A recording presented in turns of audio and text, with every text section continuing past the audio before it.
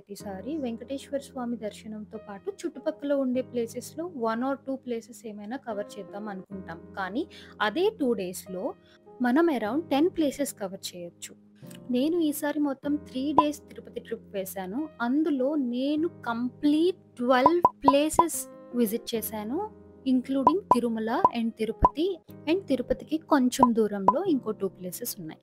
Video start చేసే ముందు కొన్ని బేసిక్ డీటెయిల్స్ చెప్తాను. నేను ఈ ప్లేసెస్ అన్నీ కవర్ చేయడానికి ముందే క్యాబ్ 3 డేస్‌కి మాట్లాడుకొని అరేంజ్ చేసుకున్నాము. అండ్ బ్రేక్ దర్శనంకి కూడా తిరుపతికి వెళ్ళక ముందే అన్ని అరేంజ్‌మెంట్స్ చేసేసుకున్నాం. అండ్ ఇన్ కేస్ మీరెవరైనా తిరుపతి వెళ్ళాక బ్రేక్ దర్శనం టికెట్స్ కావాలి అనుకుంటే మీరు ఎయిర్‌పోర్ట్ నుంచి వస్తున్నట్టయితే ఎయిర్‌పోర్ట్‌లో కూడా ఒక కౌంటర్ సెపరేట్‌గా ఉంది. మీరు అక్కడ కూడా బ్రేక్ దర్శనంకి టికెట్స్ తీసుకోవచ్చు. 10,000 పర్ పర్సన్. అన్ని రూట్స్ కూడా ఒక పాయింట్ నుంచి ఇంకొక పాయింట్‌కి వెళ్ళడానికి కన్వీనియంట్‌గా ఉండేలాగానే ప్లాన్ చేసుకున్నాము. మా స్టార్టింగ్ పాయింట్ వచ్చేసి ఢిల్లీ ఎయిర్‌పోర్ట్. అక్కడి నుంచి మేము స్టార్ట్ అయ్యాం. ఎర్లీ మార్నింగ్ ఫ్లైట్ తీసుకున్నాం. ఎర్లీ మార్నింగ్ ఫ్లైట్‌కి కొంచెం ఎక్స్ట్రా ఎర్లీగా వచ్చేయడం వల్ల అక్కడే కాసేపు వెయిట్ చేయాల్సొచ్చింది. కాఫీ తాగుదామని వెళ్తే ఇది చూపించారు. ఇందులోని ఫుల్ కాఫీ ఇచ్చి ఇది ఇచ్చి ఇందులో పోసుకోమని అన్నారు. సో ఈ కాఫీ ఇందులో పోసుకొని మనం తాగాలన్నమాట. హైలైట్.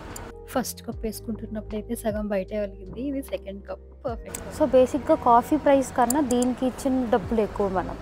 ఈ కాఫీ ప్రైస్ ఎంతో చెప్పలేదు కదా. 1 కాఫీ 155 రూపీస్. ఇప్పుడు టైం 3 అయింది. లాంజ్లో కన్నా ఇక్కడే ఫ్రీగా ఉందనిపించి ఇక్కడ కూర్చున్నాం.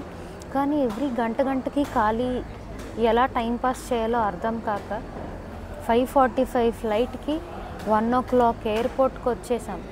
ఇంకో ఆప్షన్ లేక వచ్చేసి టైంపాస్ ఎలా చేయాలో తెలియక ఎవ్రీ 1 hour ఒక్కొక్కటి ఆర్డర్ పెట్టుకొని తింటూ ఇప్పుడు రవ్వ దోశ మై ఫేవరెట్.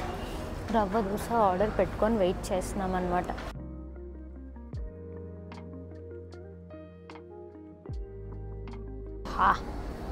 మన రవ్వ దోశ వచ్చింది చూడండి. ఆల్రెడీ చెప్పినట్టు నేను ఖాళీగా ఉండలే కాబట్టి ఎయిర్పోర్ట్లో ప్రతి గంటకి ఒక్కొక్కటి ఆర్డర్ పెట్టుకొని తింటూ టైంపాస్ చేసిన. ఇప్పుడేమో ఈ రవ్వ దోశతో ఇంకో 1 hour రవ్వ దోశ టైంపాస్ చేస్తాను నేను. తర్వాత కలుద్దాం. అలా ఒక లాంగ్ వెయిట్ తర్వాత తిరుపతి రీచ్ అయ్యాం. రోజంతా వర్షం పడుతూనే ఉంది. సో ఫస్ట్ స్టాప్ వచ్చేసి ఇస్కాన్. బయట నుంచి చాలా బ్యూటిఫుల్గా ఉంది. లెఫ్ట్లో మీకు గోవిందాస్ రెస్టారెంట్ అని ఒకటి ఉంటుంది. దాని గురించి నేను తర్వాత ఎక్స్ప్లెయిన్ చేస్తాను. లోపలికి ఎంటర్ అవ్వగానే మీకు ఫస్ట్ ఈ స్వామి విగ్రహం కనిపిస్తుంది. లోపల అంతా చాలా బ్యూటిఫుల్గా ఉంది. అండ్ ఫోన్స్ అంతా ఎంకరేజ్ చేయరు. లక్కీగా మేము అలా ఎంటర్ అవ్వగానే ఆ కర్టెన్స్ అలా ఓపెన్ చేస్తున్నారు. దర్శనం చేసుకోగలిగాం. అండ్ దర్శనం తర్వాత వెళ్తున్నప్పుడు ఇస్కాన్ లోపల పులిహోర అయితే very tasty, highly recommend. And ఇందాక అనుకున్నట్టు గోవిందాస్ రెస్టారెంట్ చూపించాం కదా, అందులోకి మనం ఇప్పుడు వచ్చాం. అక్కడ థాలీ ది బెస్ట్. అండ్ ఈ పులిహోర ఇందాక నేను ఇస్కాన్లో తీసుకోమని చెప్పింది చాలా అంటే చాలా టేస్టీగా ఉంది. అండ్ గోవిందాస్ రెస్టారెంట్లో మేము థాలీ ఆర్డర్ చేసాం, వెజ్ థాలీ. చాలా రోజులు నార్త్ ఇండియా వైపు ఉండి మళ్ళీ సౌత్ వైపు వచ్చి థాలీ తినడం వల్ల ఏమో తెలియదు కానీ చాలా టేస్టీగా ఉంది. ఫైనల్లీ మళ్ళీ ఆంధ్ర టేస్ట్ మళ్ళీ ఎక్స్పీరియన్స్ చేసినట్టు, ఫైనల్లీ ఒక లైఫ్ వచ్చినట్టు అనిపించింది. ఖచ్చితంగా ఈ థాలీ అయితే ట్రై చేయండి. అక్కడి నుంచి కపిల తీర్థం టెంపుల్కి స్టార్ట్ అయ్యాం. ఆ టెంపుల్లో కొన్ని టైమింగ్స్ ఉన్నాయి. మార్నింగ్ 5 నుంచి ఈవినింగ్ 4 వరకు ఓపెన్ ఉంటుంది. అక్కడి నుంచి ఒక ½ an hour గ్యాప్ ఉంటుంది, దర్శనం జరగదు. 4:30 టు మళ్ళీ 9 o'clock ఓపెన్ ఉంటుంది టెంపుల్. సో మీరు ఎప్పుడైనా వెళ్ళినప్పుడు చూసుకొని వెళ్ళండి. వర్షం పడడం వల్ల ఏమో కానీ మొత్తం ఆ ఫస్ట్ డే చూసిన ప్రతి ప్లేస్ చాలా బ్యూటిఫుల్గా అనిపించింది. ఇక్కడ కూడా చాలా సెరీన్గా, మీరు ఎక్కడ వెళ్ళినా తిరుపతిలో తిరుమలలో ఏ ప్లేస్కి వెళ్ళినా మీకు అలా గోవిందనామాలు అలా ఆ మ్యూజిక్ ప్లే అవుతూ ఉంటుంది. చాలా సెరీన్గా అనిపిస్తుంది. అండ్ కోతులు చాలా ఎక్కువ ఉంటాయి ఇక్కడ. చాలా జాగ్రత్తగా ఉండాలి, ఫోన్స్ ఖచ్చితంగా తీసుకుంటాయి. సో వన్స్ మీరు లోపలికి ఎంటర్ అయితే మీరు ఈ వ్యూ అయితే చూడగలుగుతారు. అండ్ లెఫ్ట్లో ఆ రైట్లో కూడా ఇంకా చాలా చాలా బాగుంటుంది. ఆ లెఫ్ట్లో కానీ అక్కడ చాలా వరకు ఫొటోస్ తీసుకోవడం అన్నీ చేస్తున్నారు. అండ్ ఆ సీజన్ అలాంటిది కాబట్టి మీకు అంత ఎక్కువ వాటర్ కనిపిస్తుంది. యూజువల్గా మరీ అంత ఉండదు. నెక్స్ట్ ఇది గోవిందరాజ స్వామి టెంపుల్. ఫోన్స్ ఎలో చేయరు కాబట్టి ముందే స్టార్టింగ్లోనే వదిలేసి వెళ్ళిపోయాం. అక్కడి నుంచి అలివేలు మంగపురం పద్మావతమ్మ టెంపుల్‌కి వెళ్ళాము. అక్కడ ఈ ఏనుగుని చూసాము. అక్కడ కూడా ఫోన్స్ అలౌ చేయరు. ఇది ఆన్ ద వేలో వకులామాతాదేవి టెంపుల్ అని ఇంకొకటి. ఇది శ్రీనివాస మంగాపురం టెంపుల్‌కి వస్తున్న దారిలో మీకది కనిపిస్తది. ఈ టెంపుల్ శ్రీనివాస మంగాపురం టెంపుల్. ఇంకా ఈ రోజుకి ఇదే మా ఫైనల్ డెస్టినేషన్ అనమాట. లక్కీగా ఆ రోజు కొంచెం తక్కువ మంది జనాలు ఉండడం వల్ల మాకు దర్శనం కాస్త ఫాస్ట్‌గా అయ్యింది. అండ్ ఈ టెంపుల్ కూడా చాలా బ్యూటిఫుల్‌గా ఉంది. ఈ టెంపుల్ ముందు కూడా ఒక చిన్న పాండ్‌లా ఉంది. కానీ అందులో ఎందుకో వాటర్ అయితే లేవు. అండ్ యూజువల్‌గా తిరుపతిలో అన్ని రెస్టారెంట్స్‌లో వెజ్ థాలీ అన్నీ కూడా ఆఫ్టర్‌నూన్ 3 వరకు క్లోజ్ అయిపోతున్నాయి. అక్కడి నుంచి only fried rice and tiffin మాత్రమే దొరుకుతుంది. ఇది సెకండ్ డే అండ్ ఫైనల్లీ మేము తిరుమలకి మా ప్రయాణం స్టార్ట్ చేసాం. తిరుమల ఎంటర్ అయ్యే ముందు అలిపిరి దగ్గర ఒక చెక్ పోస్ట్ ఉంటుంది. మొత్తం కార్ అండ్ లగేజ్ అంతా చెక్ చేస్తారు. ఆ చెక్ పోస్ట్‌లో లైన్‌లో ఉంటున్నప్పుడే మాకు ఈ వ్యూ అయితే కనిపించింది. సెకండ్ డే కూడా మొత్తం అంతా రెయినీ క్లైమేటే. అస్సలు సన్నీగా లేదు. నేను స్టార్టింగ్‌లో చెప్పినట్టు బ్రేక్ దర్శనం మార్నింగ్ 9:30 స్లాట్ దొరికింది మాకు. యూజువల్‌గా 1-2 అవర్స్‌లో బ్రేక్ దర్శనం అనేది జరిగిపోతది. ఈరోజు స్పెషల్ ఏంటంటే నిజరూప దర్శనం. నిజరూప దర్శనం థర్స్‌డేస్ మాత్రమే మార్నింగ్స్ మాత్రమే ఉంటుంది. డైలీ బేసిస్‌లో ఉండదు. నిజరూప దర్శనం ఏంటంటే యూజువల్‌గా మనం స్వామివారిని దర్శించుకున్నప్పుడు మనం స్వామివారిని ఫుల్ ఆర్నమెంట్స్ ఏసుకొని ఫుల్‌గా అలంకరించిన తర్వాత మనం చూస్తాం. కానీ ఇవాళ అసలు అలంకరణ గానీ, ఆర్నమెంట్స్ కానీ ఏమీ ఉండదు. ప్యూర్ నిజరూప దర్శనం స్వామివారిది జరుగుతుంది. సో, ఇది అలిపిరి చెక్ పోస్ట్. ఎక్కడైతే మా లగేజ్ అండ్ మా కార్ మొత్తం అంతా చెక్ చేస్తున్నారు. ఇదంతా చెక్ ప్రాసెస్ అయిన తర్వాతనే మనం ఎంటర్ అవ్వగలుగుతాం. ఎంటర్ అయిన తర్వాత యూజువల్‌గా గుండు చేయించుకున్న వాళ్ళు కళ్యాణకట్ట దగ్గర స్టాప్ అవుతారు. ఆల్ ఓవర్ తిరుమల నేను ఈ జైంట్ స్క్విరిల్స్ అయితే చూసాను. దీనిలో స్పెషాలిటీ ఏంటంటే అవి రివర్స్ హ్యాంగ్ అవుతాయి. కానీ వాటి తోక మాత్రం అలానే స్ట్రెయిట్‌గా ఉంటుంది రివర్స్‌లో ఉన్నా కూడా. మేము తిరుమల టెంపుల్‌కి వెళ్ళే కన్నా ముందు శ్రీ వరాహస్వామి టెంపుల్‌కి వెళ్ళాం. యూజువల్‌గా వరాహస్వామి టెంపుల్‌కి వెళ్ళిన తర్వాతనే తిరుపతి టెంపుల్‌కి వెళ్ళాలని అంటారు. ఎందుకంటే వెంకటేశ్వర స్వామి ఉన్న ప్లేస్ ఏదైతే ఉందో, ఆ టెంపుల్ ఏదైతే ఉందో అది వరాహస్వామి ఇచ్చారన్నట్టుగా నమ్ముతారనమాట. అలా దర్శనం అయిన తర్వాత తిరుమల బాలాజీ టెంపుల్‌కి వెళ్ళే ముందే ఫోన్స్ అన్నీ డిపాజిట్ చేసేసి లోపల దర్శనం అయితే చేసుకున్నాం. మా దర్శనం 2 అవర్స్‌లో కంప్లీట్ అయిపోయింది. నిజరూప దర్శనం అవ్వడం వల్ల లేట్ అయింది. లేకపోతే యూజువల్‌గా ఆ బ్రేక్ దర్శనం 1 అవర్‌లోనే కంప్లీట్ అయిపోతుంది. దర్శనం అయిపోగానే లడ్డూలు తీసుకొని మేమైతే ఇంక బయలుదేరిపోయాం. ఇది మ్యూజియం. కానీ మేము అక్కడికి వెళ్ళినప్పుడు దానిలో ఏదో వర్క్ ఇన్ ప్రోగ్రెస్ అని చెప్పి క్లోజ్ చేసేసారు. సో, మేము వెళ్ళలేకపోయాము. అక్కడి నుంచి ఇంకా డైరెక్ట్ అన్నప్రసాదం వైపు వెళ్ళిపోయాం. మనం ఏం చేసినా చేయకపోయినా తిరుపతి వెళ్ళిన తర్వాత అన్నప్రసాదం అయితే మిస్ అవ్వలేము కదా! ఖచ్చితంగా అదైతే ఒకసారి చేయాలి అనిపించి తిరుమలలో ఒక్కరోజే ఉంటాం కాబట్టి ఆ రోజే దర్శనం అవ్వగానే మధ్యాహ్నం అన్నప్రసాదంకి వెళ్ళిపోయాం. ఇప్పుడు మీరు చూస్తున్న శ్రీవారి పాదాలు. అన్నప్రసాదం తర్వాత శ్రీవారి పాదాలకైతే వచ్చేసాము. ఇది మార్నింగ్ 6 టు ఈవినింగ్ 6 వరకు ఓపెన్ ఉంటుంది.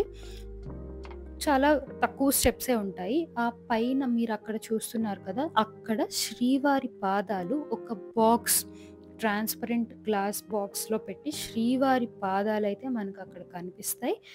దీపం లాంటివి ఏవి కూడా పైన వెలిగించడానికి ఏముండదు. అంతా కూడా మెట్లెక్కక ముందు స్టార్టింగ్‌లోనే చేసేయాలి.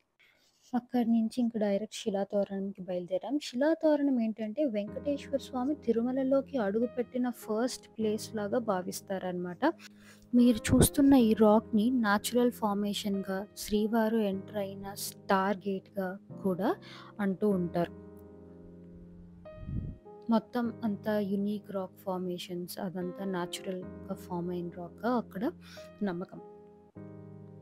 మిగతా ఏరియా అంతా జస్ట్ ఒక గార్డెన్‌లా ఉండి కొన్ని విగ్రహాలు ఉంటూ ఉన్నాయి. బట్ మేజర్ పార్ట్ అయితే మనం చూసిన రాక్ ఫార్మేషన్ మాత్రమే.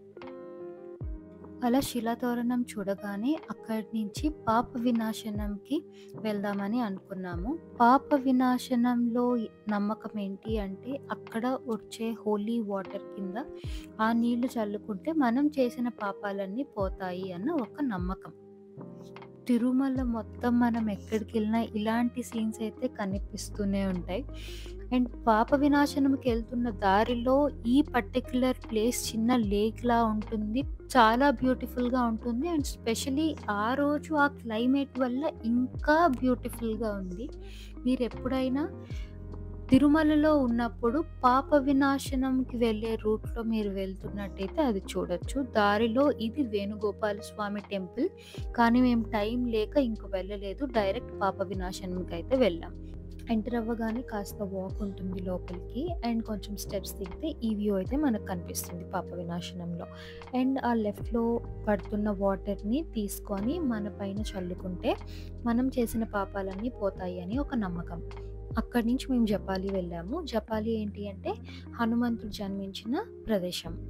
కానీ ఇది పైకి ఎక్కడానికి కాస్త టైం పడుతుంది. చూసుకొని ప్లాన్ చేసుకోండి. అన్నీ చూసిన తర్వాత తిరుమల టెంపుల్‌కి ఈవినింగ్ కల్లా రిటర్న్ వచ్చి అక్కడ ఆపోజిట్‌లో ఉన్న ప్లేస్‌లో దీపం వెలిగిద్దాం అనుకునే వెళ్ళాము. ఆ టైంకి వచ్చేసాము.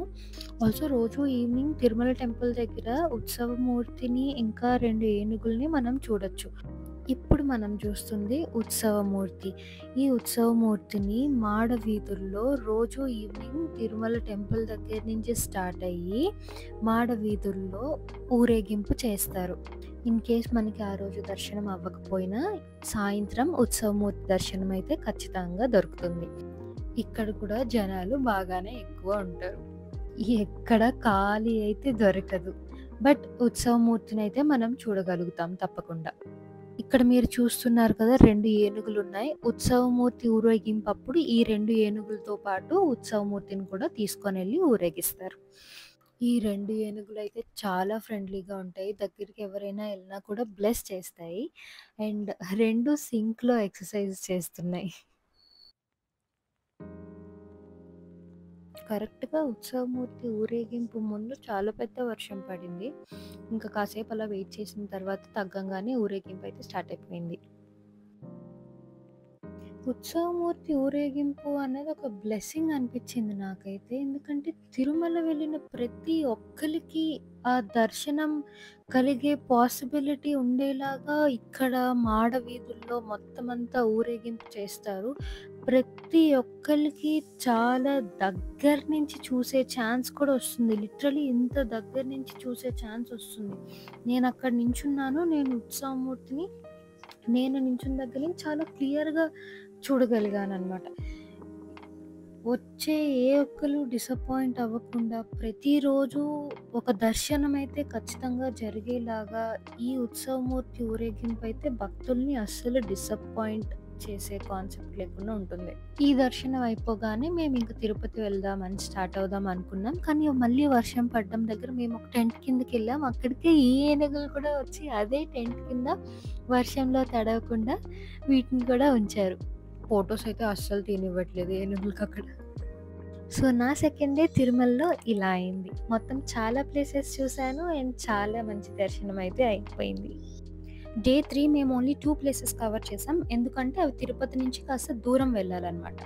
ఫస్ట్ మేము వెళ్ళింది సిరిపురం గోల్డెన్ టెంపుల్‌కి which is around 2.5 hours from Tirupati. అక్కడ స్ట్రిక్ట్‌లీ నో ఫోన్స్ అలౌడ్. స్టార్టింగ్‌లోనే deposit and multiple check points ఉంటాయి. ఈ మెయిన్ టెంపుల్ రీచ్ అవ్వడానికి చుట్టూ స్టార్ షేప్‌లో పాత్ ఉంటుంది. ఆ స్టార్ షేప్ అంతా మనం వాక్ చేసుకుంటూ వెళ్తేనే మనం మెయిన్ టెంపుల్‌లోకి ఎంటర్ అవ్వగలుగుతాం. అండ్ ఎగ్జిట్ కూడా అక్కడి నుంచే అవుతుంది. అండ్ ఈ ట్రిప్‌లో మా ఫైనల్ డెస్టినేషన్ కాణిపాకం. ఇక్కడ కొన్ని టైమింగ్స్ ఉన్నాయి. ఆఫ్టర్‌నూన్ 1 టు ఈవినింగ్ 4 దర్శనం ఏం జరగదు. సో, అది చూసుకోండి. అక్కడ కనుక్కుంటే ఈవినింగ్ హారతి జరుగుతుంది అని తెలిసింది. దానికి మేము టికెట్స్ తీసుకున్నాం. అండ్ ఆ హారతికి ఓన్లీ 40 మెంబర్స్‌ని మాత్రమే అలౌ చేస్తారు. ఆ 40 మెంబర్స్ రాగానే రూమ్ డోర్స్ క్లోజ్ చేసేస్తారు. అండ్ మెన్ ఎవరైతే వస్తారో మెన్ అందరూ కూడా వాళ్ళు వేసుకున్న టాప్ రిమూవ్ చేసేయాలి. వాళ్ళు షర్ట్ ఆర్ కుర్తా ఏం వేసుకొచ్చినా రిమూవ్ చేసేసి కూర్చోవాలి. దెన్ లైట్స్ ఆఫ్ చేసేస్తారు. అప్పుడు కర్టెన్స్ తీసి హారతి ఇస్తారు. అక్కడ ఓన్లీ ఆ దీపం అండ్ ఆ హారతి లైటింగ్ మాత్రమే ఉంటుంది. హారతి ఇవ్వగానే మనందరం లైన్‌గా వెళ్ళి హారతి తీసుకోవచ్చు. ఆ దర్శనం స్పెషల్లీ చాలా డిఫరెంట్‌గా, చాలా యూనిక్‌గా అనిపించింది నాకు. హారతి ఇచ్చే ముందు ఒక పర్టిక్యులర్ వేలో కూర్చొని, ఒక పర్టిక్యులర్ డ్రెస్సింగ్‌లో వెళ్ళి, లైట్స్ ఆపి, ఓన్లీ హారతి ఇస్తుంటే చాలా లిమిటెడ్ మెంబర్స్‌ని అలౌ చేసి, క్రౌడీగా లేకున్నా చాలా సెరీన్ ఎక్స్‌పీరియన్స్ చాలా డిఫరెంట్ ఎక్స్‌పీరియన్స్ మీరు ఎక్స్‌పీరియన్స్ చేయగలుగుతారు. సో, నెక్స్ట్ టైమ్ కాణిపాకం వెళ్ళినప్పుడు ఈవినింగ్ హారతికి అటెండ్ అయ్యేలాగా ఒకసారి ప్లాన్ చేసుకోండి. అదొక యూనిక్ ఎక్స్‌పీరియన్స్‌గా మీకు గుర్తుంటుంది. ఈ వీడియో చేయడానికి main reason temple timings and Tirupati వరకు వెళ్ళాక అక్కడ చుట్టుపక్కల అతి దగ్గరలో ఉన్న ప్లేసెస్‌ని విజిట్ చేయడానికి, అక్కడ ఏమేం ప్లేసెస్ ఉన్నాయి అన్న అవేర్‌నెస్ కోసమే చేసిన వీడియో ఇది. నేను కూడా ఇందులో చాలా ప్లేసెస్ ఫస్ట్ టైమ్ తెలుసుకున్నా, ఫస్ట్ టైమ్ వెళ్ళా. Even though most of the పీపుల్‌కి ఈ ప్లేసెస్ అన్నీ తెలిసి ఉన్నా, తెలియని 1 ఆర్ 2 పర్సన్స్‌కి ఈ వ్లాగ్ చూసాక ఒక్కటైనా కొత్త ప్లేస్ తెలిసి, నెక్స్ట్ టైం వాళ్ళు వెళ్ళినప్పుడు ఇది విజిట్ చేద్దామని వాళ్ళకి అనిపిస్తే, this vlog has fulfilled its purpose. Thank you. See you next time and subscribe for more.